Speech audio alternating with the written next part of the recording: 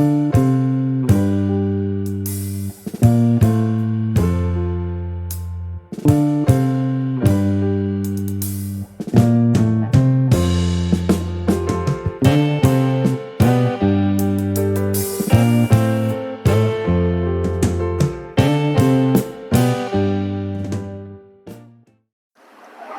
je vous reprends qu'on fait comme une folle, évidemment. On est dimanche dans la voiture parce que je vais chercher ma maman et on passe l'après-midi ensemble. Donc je suis contente. J'ai pris de l'eau, j'ai pris de la crème solaire parce que j'ai pas le temps de me la mettre là avant de partir. Parce que dimanche oblige, grasse mat oblige. Hein, voilà. Et puis voilà. Du coup ce matin-ci j'ai été au téléphone avec ma Juliette. En fait je me suis rendu compte que j'aimais trop être au téléphone avec les gens. Dans le sens où en journée ça me permet de trier des trucs sur l'ordinateur que je peux pas trier parce que si je suis pas en visio, genre faire la vaisselle ou autre, c'est compliqué parce que genre la personne en face elle me parle mais genre elle comprend pas ce qui se passe, tu vois. Et les appels visio j'adore aussi parce que du coup je peux faire mes tâches ménagères en même temps que je parle à la personne ou que la personne me parle. Genre c'est trop bien. Donc voilà. Voilà ce qui s'est passé simplement pour la matinée. Vraiment, vraiment pas grand chose. Le repas de midi, comme tu l'as vu, très simple. Le repas de soir qui sera très simple aussi. Donc là, je vais aller me balader avec ma maman. Je vais voir si je peux vous prendre quelques photos ou non de la balade. On va voir ce qu'il est possible de faire. Je vais surtout profiter du moment, profiter de la nature, profiter de ma maman d'amour. Puis voilà.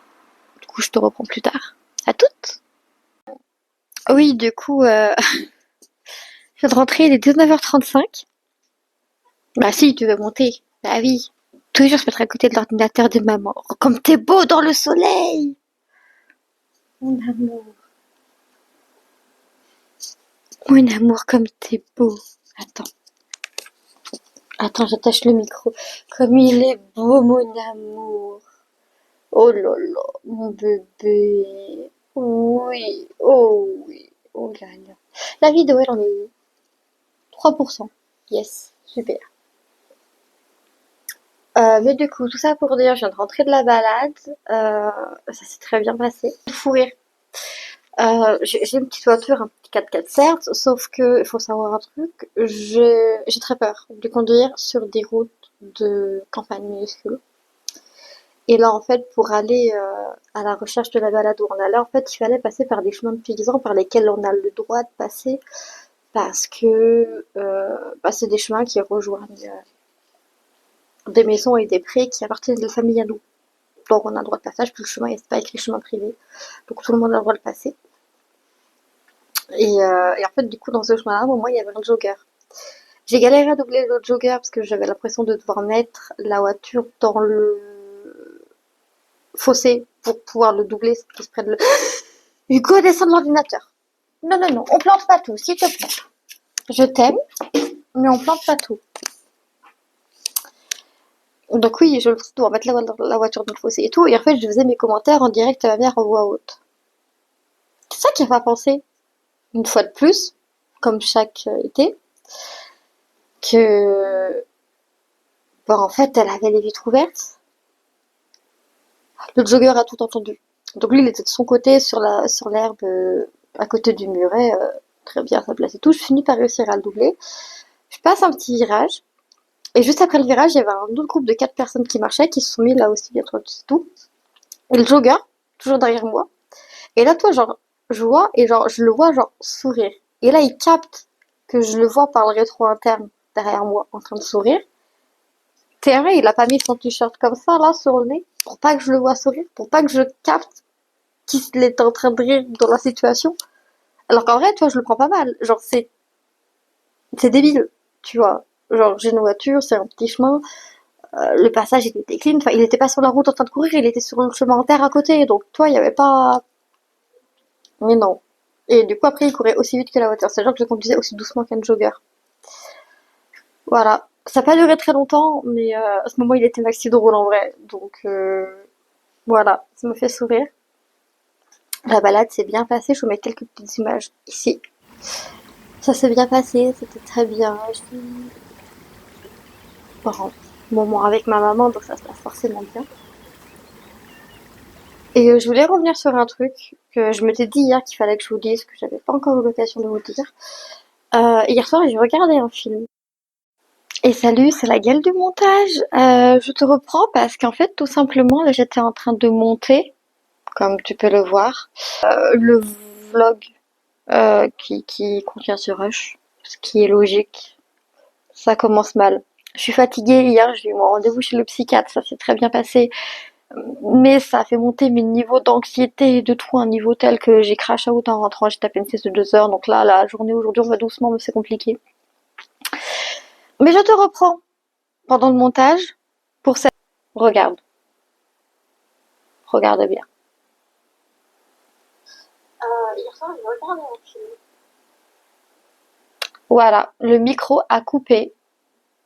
Le micro a coupé pendant que je parlais. Donc je ne m'en suis pas rendu compte.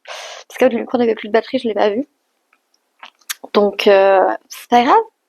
Donc du coup, je vais te parler de ce fameux film que j'ai vu la veille du jour où j'ai filmé ça. Donc, le film que j'ai vu le 25 avril, qui est un film incroyable, mais que j'aurais préféré voir en libanais sous-titré français ou sous-titré anglais. Parce que c'est un film libanais. C'est un film qui s'appelle Capharnaüm et qui en fait raconte l'histoire d'un enfant de 12 ans, Zayn, qui se retrouve à faire un procès à ses parents parce qu'ils l'ont mis au monde. Et donc, moi, je suis partie de ce postulat de base en me disant, mais attends, un film qui traite de ce sujet-là, de base, ça me pique parce que j'ai envie de voir si le film est bien réalisé, etc., etc. Euh, et là, le fait est que le film n'est pas bien réalisé, le film est extrêmement bien réalisé. Ça montre la misère du monde, ça montre la dureté de vivre dans ces conditions-là, ça montre une face comme cachée, mais pas forcément cachée, d'une vie qui existe pour beaucoup, mais sur laquelle on se voit la face en se disant non, mais on les aide, patati patata, sauf qu'en fait, le fait est qu'on aide ceux qui viennent chercher les aides, mais ceux qui viennent pas les chercher, ils font comment? Et bien, ça raconte ce film-là. Et donc, du coup, en fait, on a une très bonne alternance entre les moments au tribunal, où, du coup, on a les avocats, les parents, Zayn et différents intervenants, c'est plus français comme ceci, différents intervenants du coup dans le procès qui ont une importance dans l'histoire, et en même temps on a de l'autre côté toute l'histoire racontée du point de vue de cet enfant mais filmée comme quand l'enfant le vivait, soi-disant. Et donc je l'ai regardé en VF parce que j'ai pas trouvé une version libanaise sous-titrée, mais il faut savoir que j'ai vraiment cherché, et même la version française. Alors, comme je dis, je ne regarde pas mes films en VF parce que même si on a des acteurs et des comédiens de doublage très talentueux, pour moi, il y a un truc dans la voix de la VO qui fait que je préfère. Mais je sais que la VF rend service à beaucoup de personnes quand il y a des handicaps, quand il y a des troubles 10, quand il y a des troubles autres. Ça rend service à un nombre incroyable de personnes, et heureusement qu'on a des acteurs de doublage et des comédiens de doublage qui peuvent faire ce travail-là pour justement agrandir les références cinématographiques et tout simplement les cinémathèques de tout un chacun qui ne peut pas forcément se permettre de regarder les films en VO. D'accord? Je suis pas en train de cracher sur la VF du tout, mais c'est juste que moi je préfère la voix des VO. Et là en fait ce que je tiens à souligner, c'est que malgré la VF, ce film a su me prendre aux tripes, ce film a su m'accrocher. J'ai pleuré, j'ai souffert, j'ai adoré ce film parce qu'en fait il a su montrer la réalité brute du terrain. Et en fait, attendez, il y a Hugo qui me rejoint. Tu dis bonjour? Oh, je te fais chier. C'est ma gourde, je voulais boire.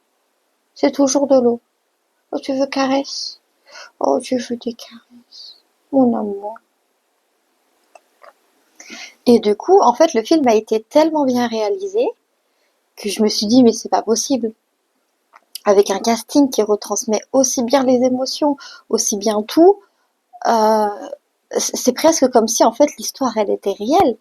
Je refuse de croire que ça n'a pas été inspiré de faits réels. Donc du coup, qu'est-ce que j'ai fait? Après le film, j'ai directement été chercher sur internet ce qu'il en était de la réalisatrice et des conditions dans lesquelles elle avait fait ce film. Et en fait, il s'est avéré que la réalisatrice, pour chacun et chacune des acteurs et actrices qu'elle a choisis pour ce film, ce sont tous et toutes des acteurs et actrices qui ont vécu ce que leur personnage a vécu dans le film et que eux l'ont vécu dans la vraie vie en plus. Ce qui donne du coup tout ce côté réel, authentique, encore plus poignant, encore plus touchant, encore plus vibrant, autant plus déchirant pour le cœur de, de tout ce qui a été fait autour de ce film. Et c'est juste incroyable. Vraiment, ce film, c'est une claque. Une claque avec... Il a une fin, mais c'est là. Franchement, ils auraient pas pu faire une meilleure fin où le monde reste sombre malgré tout, mais avec une petite lueur d'espoir. Sans vous spoiler la fin, sans vous dire exactement ce qui se passe à la fin, mais non, vraiment, ce film-là, il vient de me marquer. Là, vous voyez, je vous en parle, ça fait quasiment 2 semaines que je l'ai vu. J'en ai toujours des frissons. Non, ce film est incroyable. Ce film s'appelle Capharnaüm. Ce film a été nominé 3 fois au Festival de Cannes. Il a été nominé une fois au film international aux Oscars. Et franchement, ces nominations n'ont pas été volées du tout. Le film est une claque cinématographique incroyable. Vraiment incroyable. C'est poignant, c'est touchant, ça montre la réalité des choses, ça n'a pas peur de poser les termes tels qu'ils sont. C'est juste incroyable. Vraiment incroyable. Du coup, je te laisse avec le reste du vlog maintenant et je retourne au montage et amuse-toi bien avec la suite du vlog.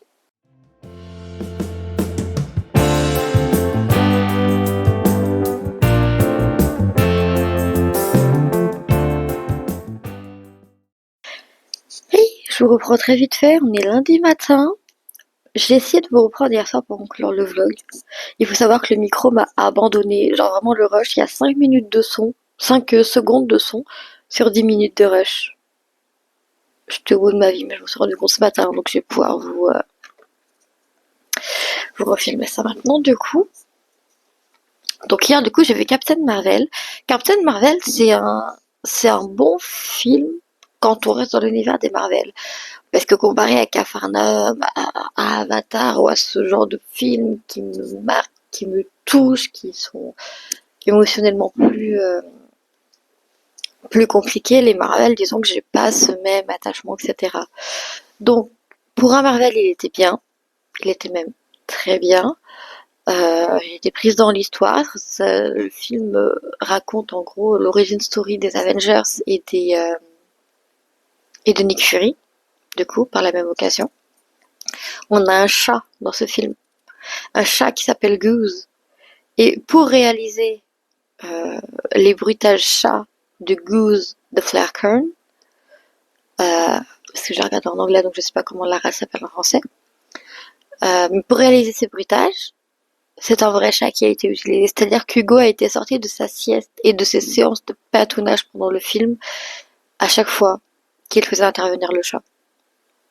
Et il entendait un autre chat et du coup forcément il tournait la tête, il se levait et il essayait de comprendre d'où ça venait quoi. Voilà, voilà. Donc le film était bien. Franchement, le film était très bien.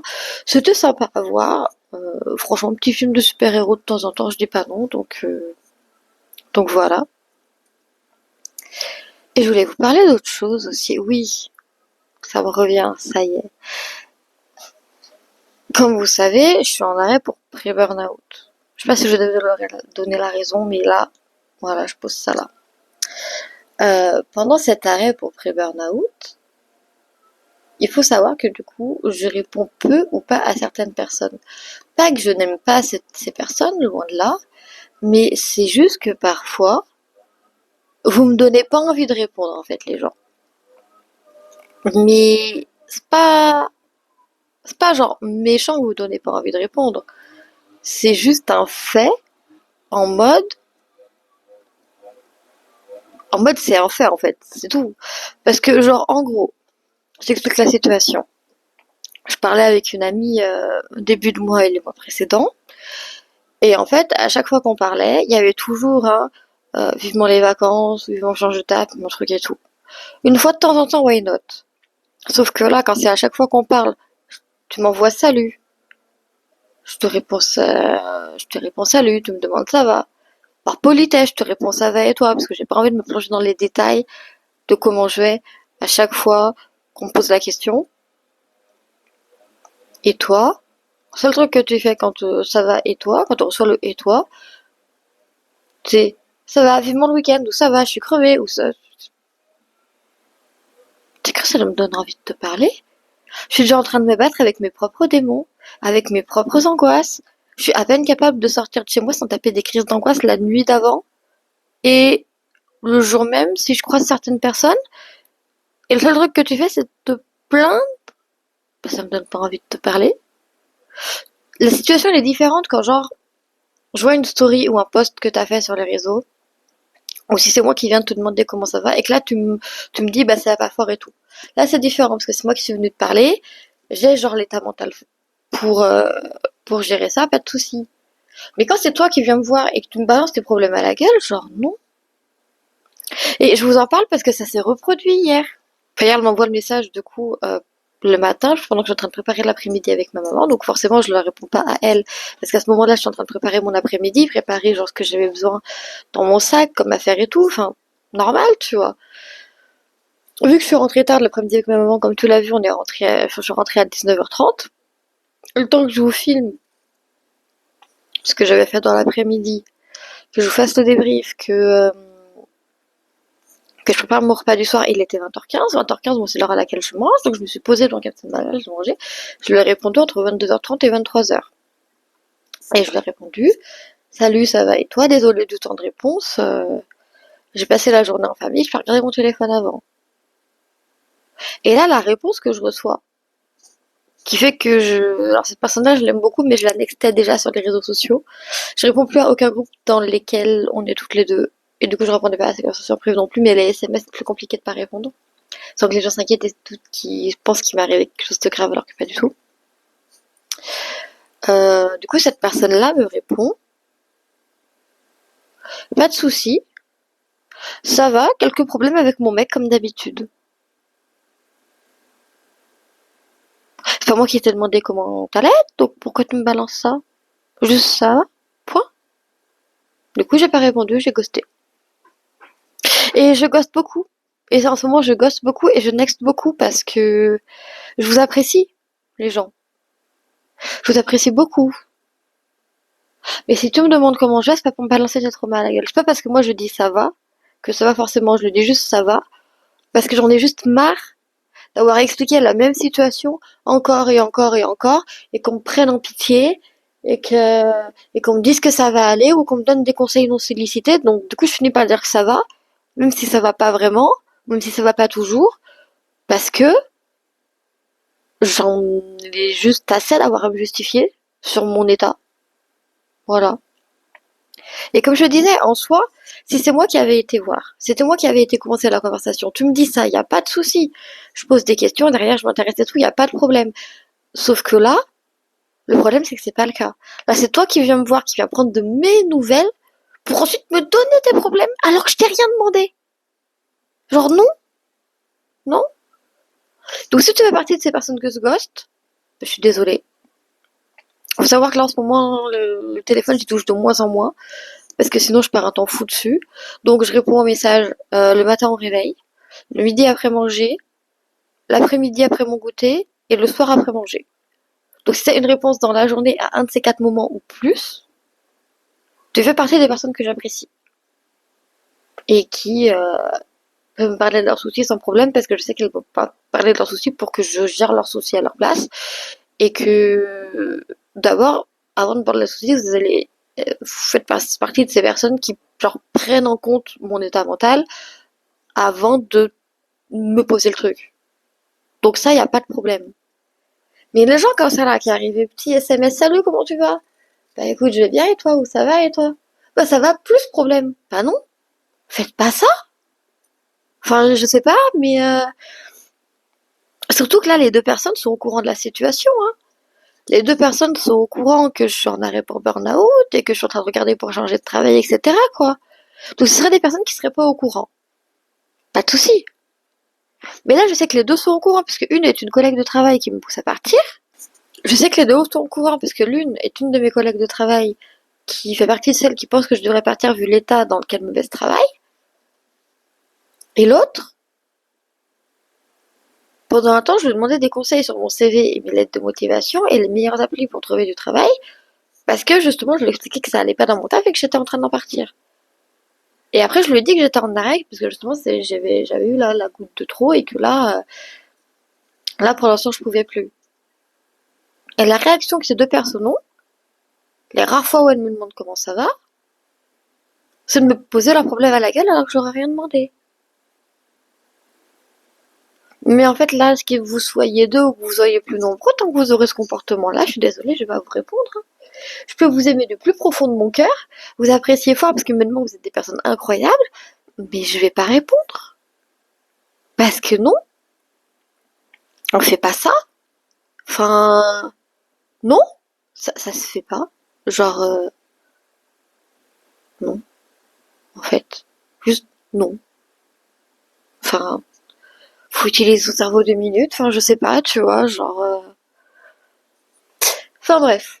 Et du coup, sur cette note un peu d'incompréhension du genre humain, parce que par moments, clairement, j'ai de l'incompréhension pour le genre humain et je préférerais rester chez moi à vie, ne plus jamais avoir à sortir, mais pour l'instant, c'est pas possible, donc voilà. On va finir ce vlog là-dessus. J'espère que tu as passé un bon dimanche aussi doux, aussi lumineux et aussi agréable que le mien. J'espère que ce vlog t'a plu. Si c'est le cas, n'hésite pas à le liker, le commenter, le partager. N'hésite pas non plus à t'abonner si ce n'est pas encore fait, puisqu'on est bientôt aux 100 abonnés, ce qui veut dire que tu vas bientôt pouvoir débloquer le concours des 100 abonnés. Et sinon, je te dis à bientôt pour une nouvelle vidéo ou un nouveau vlog. Des bisous, bye bye.